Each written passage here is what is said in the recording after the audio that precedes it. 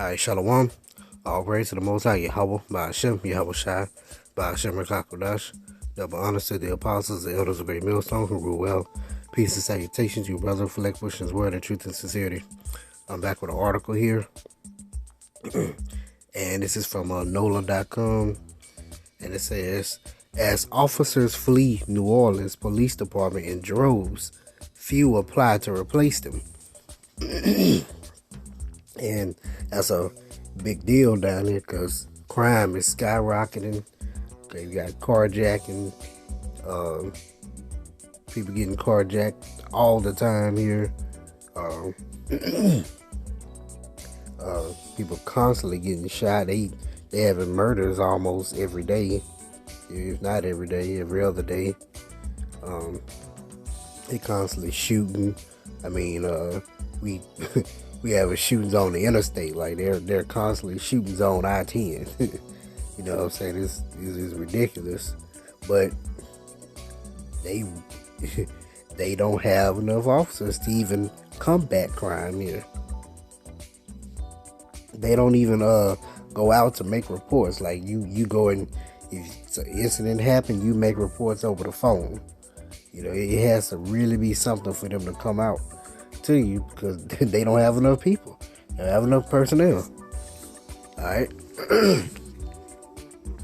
It says no signs of a reversal in the shrinking of the force, now below 1,000 officers. Meaning that from what they would usually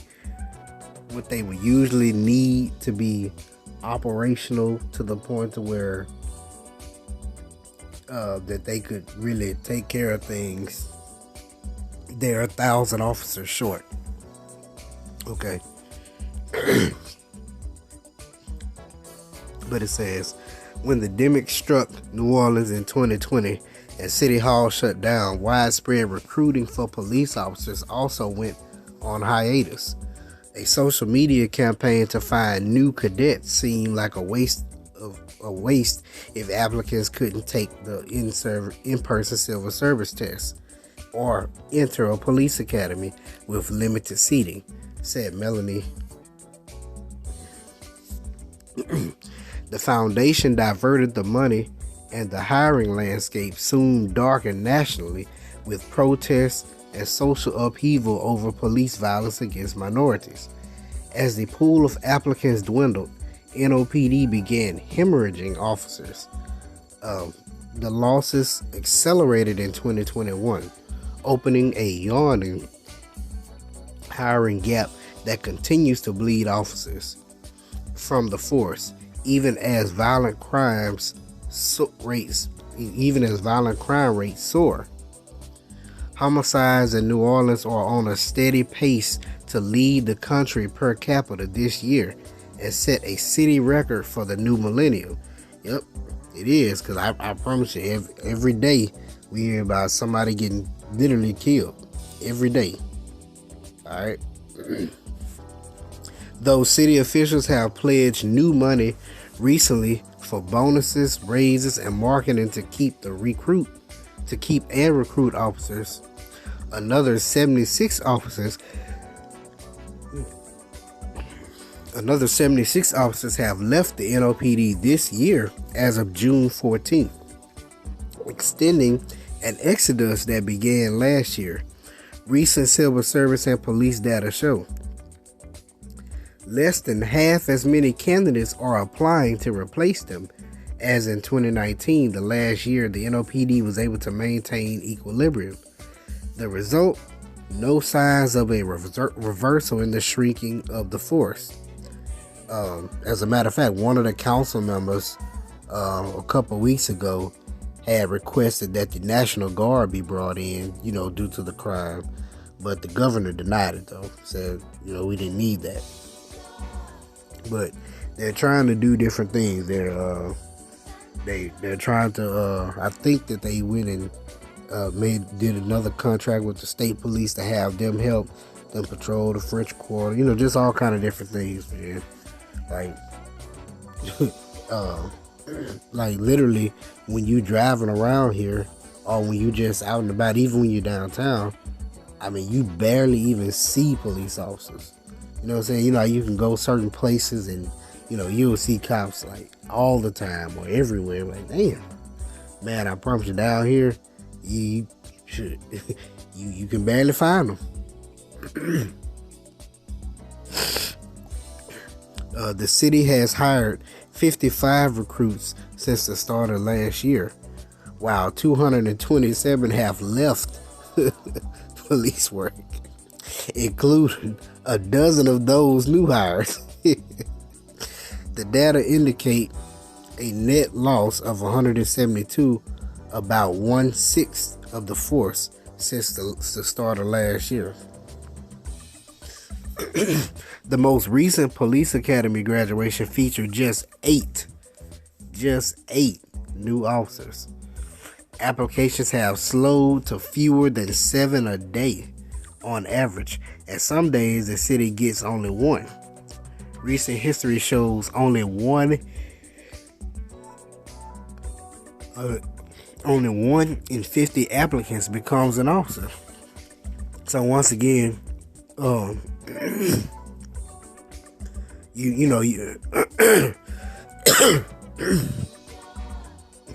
so you have officers that are so like you have people that apply, and it says only 1 in 50 applicants become an officer.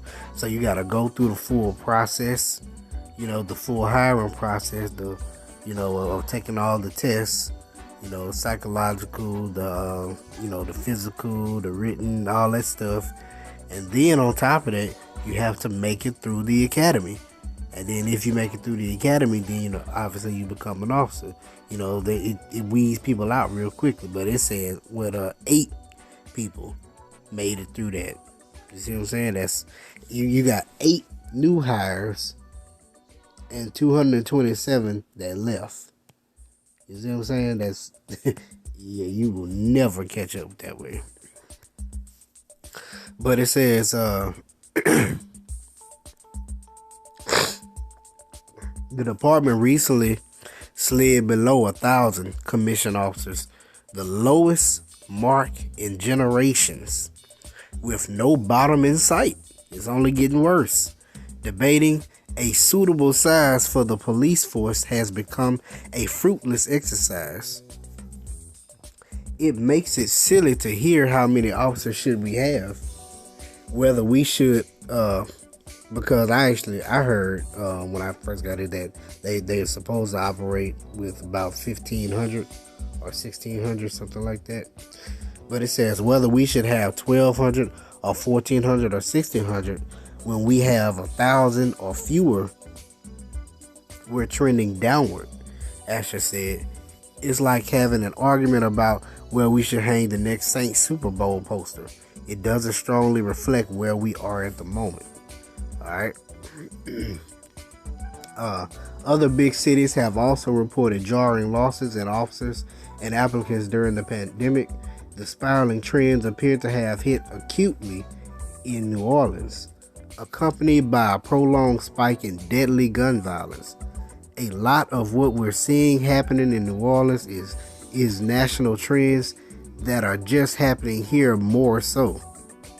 Asher said, the diminished force has struggled to mount a timely response to calls for service. That's the other thing. When you do call them, they gonna take hours to come out to you. So you come down here, try not to, if you can help it, hey, try not to have nothing done. Try not to be caught up in anything where you need police, because they ain't coming no time soon. Police response times for serious emergencies, a sore spot for residents, even in bitter times, hover at their longest in more than a decade, while residents endure an epidemic of brazen carjackings. Right, that's what I just said at the start of the video. An epidemic of brazen carjackings across the city, including its toniest enclaves. That's what I said. Even in the richer, the higher income neighborhoods, they don't care. Jake going in there and jacking them niggas too.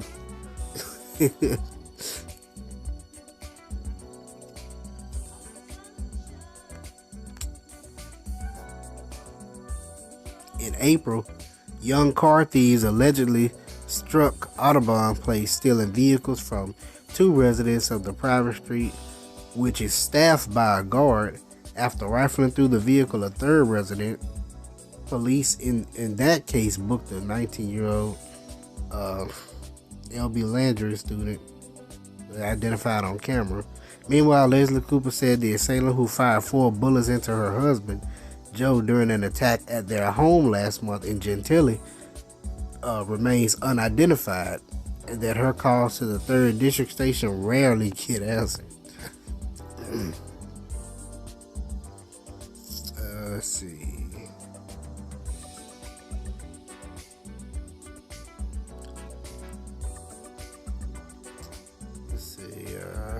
I think that's about it.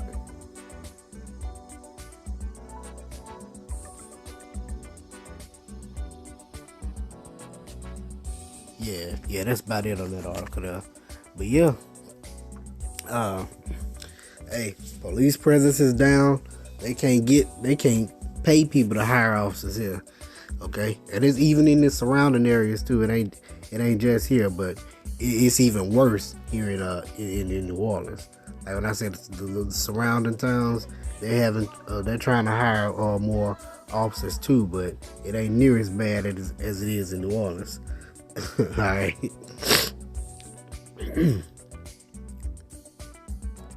I got a second article I want to bring out too. This says, it's from themilitary.com. The Army drops requirement for high school diploma amid recruiting crisis. All right, they trying to recruit people for the Army. Okay, the military, they really trying to get it.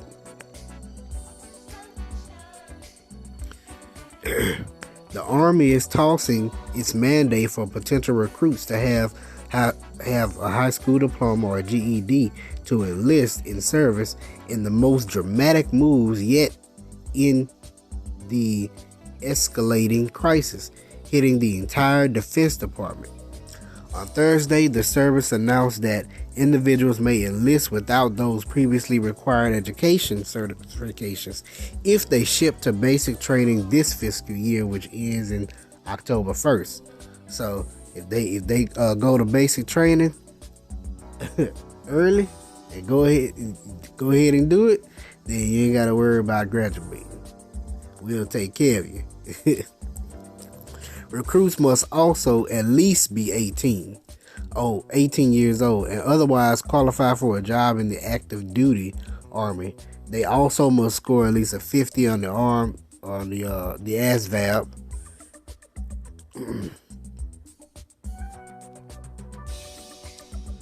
Let's see. A 50 on the test is a relatively low score.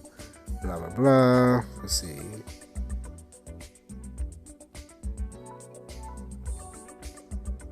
The change follows another shift in policy this week when the service relaxed its tattoo rules, allowing potential recruits to enlist with tattoos on their hands, neck, which previously needed waivers. The Army and sister services have scrambled this year, offering increasingly generous benefits and policy tweaks. So you see, the Armed Forces, they changing up how they doing things to try to recruit more, because people ain't trying to join. But hey, the Lord gonna put the spirit on them, people to join. And if you got the elect amongst that, the Lord gonna put the spirit on them to get them out of there. Okay. The Army has hit 40% of its recruiting goals this year. With the struggle to fill the ranks seemingly so grim, the Defense Department reduced its planned total force size because prior recruiting goals were out of reach. Ain't nobody trying to do that. See that? Those challenges come amid a low unemployment rate and a competitive civilian job market, with employers offering increased wages and benefits even for entry-level jobs. Hey, this grinding gonna cease. Lord, he about to halt this shit down. Alright? We get a couple scriptures and that's it, and we'll get out of here. Okay? Look at the title of this one here. This is Isaiah chapter 31, verse 1. And look at the title here. It says, help not in Egypt, but in the Most High. Okay? So, you can't trust in jobs. Okay? You can't trust in the police officers. You can't trust in the military to protect you. Okay? Your help or your trust is going to be in Yahweh B'Shem Yahushua. Okay? Isaiah 31:1. Woe to them that go down to Egypt for help. Okay? Egypt, the house of bondage. Okay? This is spiritual Egypt here in America, Babylon the Great. And stay on horses and trust in chariots because they are many. Okay? It's because you have, so many men and women in the armed forces or in the military or in the on the police department.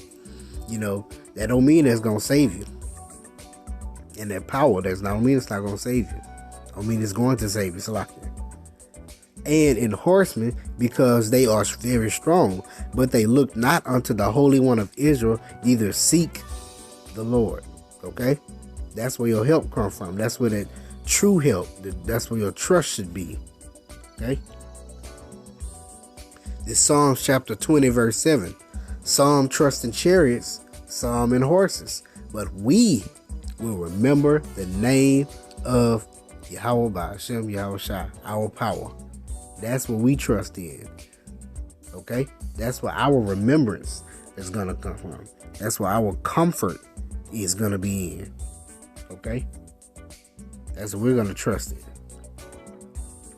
This is Jeremiah chapter 17, verse 5. Let's see. Thus saith the Lord, Yahweh B'Shem Yahushua, cursed be the man that trusteth in man, and maketh flesh his arm, and whose heart departeth from the Lord. For he shall be like the heath in the desert, and shall not see when good cometh, but shall inhabit the parched places in the wilderness, in the salt land, and not inhabited. All right. You make your trust in Egypt, you're gonna suffer the fate of Egypt.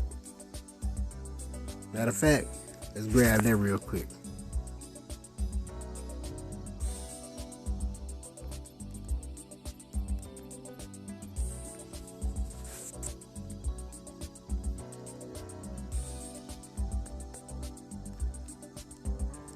That ain't gonna come up like that. It's gonna be doing too much.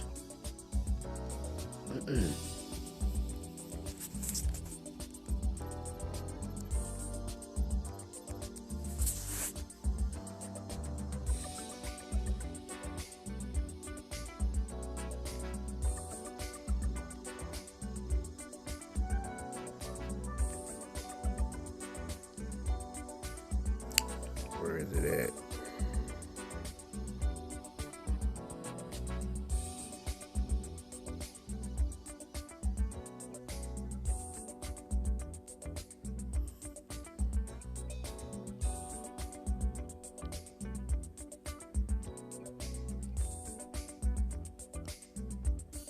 I'll start here. Isaiah chapter 13, verse 11. It says, and I will punish the world for their evil and the wicked for their iniquity, and I will cause the arrogancy of the proud to cease, and will lay low the haughtiness of the terrible.